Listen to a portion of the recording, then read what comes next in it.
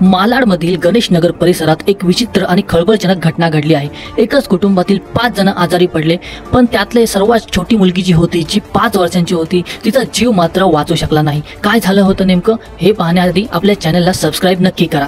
तर सविस्तर घटना अशी आहे की त्या कुटुंबातला जो प्रमुख व्यक्ती होता त्याने मार्केटमध्ये जाऊन संध्याकाळी चिकन घेऊन आले। यानंतर त्या सर्व कुटुंबाने मिळून चिकन, वडापाव आणि दही हे सर्व एकत्र खाल्ले होते। यानंतर थोड्याच वेळात म्हणजे अर्ध्या तासात रात्री 10 वाजता त्या सर्वांची तब्येत अचानक बिघडू लागली। यानंतर त्यांची तब्येत इतकी जास्त बिघडायला लागली की त्यांच्या शेजाऱ्यांनी त्यांना हॉस्पिटलमध्ये ॲडमिट केलं।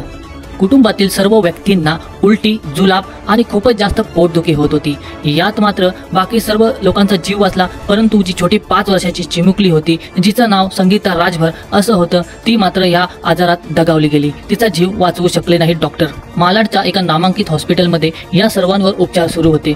पोलिसांनी प्रथमदर्शनी माहिती घेऊन आकस्मिक मृत्यूची नोंद केलेली आहे आणि पुढील तपासासाठी त्यांनी चिकन आणि दही, वडापाव यांचे सॅम्पल फॉरेन्सिक लॅबला पाठवून दिले आहेत। पुढील तपास चालू आहे। यानंतर काय होतं ते आपल्याला कळेलच।